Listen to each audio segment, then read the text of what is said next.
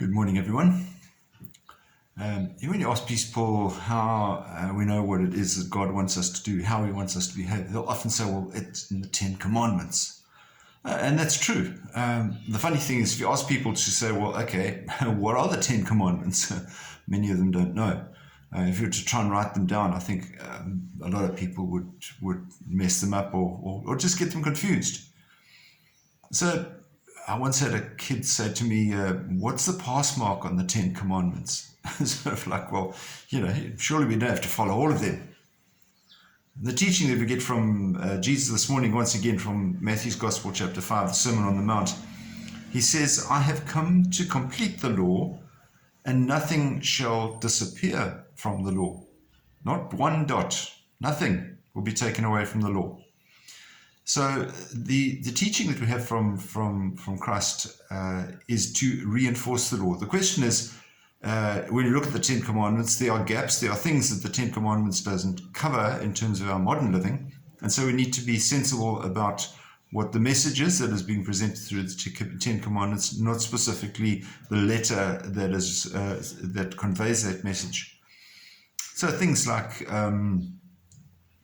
premarital sex, abortion, taking drugs, things like that. Where are all of those things? Well, they are covered in the 10 Commandments.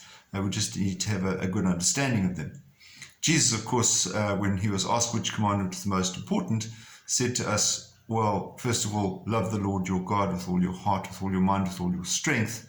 And then the second one is love your neighbor as yourself. Effectively, he's not taking anything away from the law there. What he's clarifying it is the saying that the first part of the 10 Commandments is in relation to God, and the rest of the 10 Commandments in relation to our neighbor.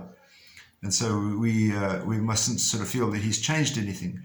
However, I think that a lot of people seem to feel that, well, the 10 Commandments are not really that relevant today. And so we are entitled to make up our own minds and sometimes adjust what it is that is given to us.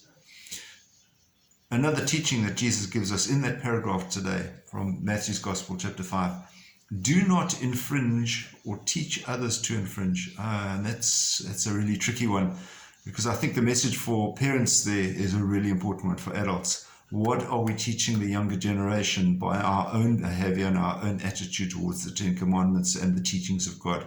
If God wants us to behave in a certain way and we say, well, it doesn't really matter, that might be in terms of our prayer life, it might be in terms of our religious worship, it might be in terms of our attitude to values and morality in life. So those teachings are important as well. Lots to reflect on today. May God be with you today and keep you safe, and we'll see you again. God bless. Bye-bye.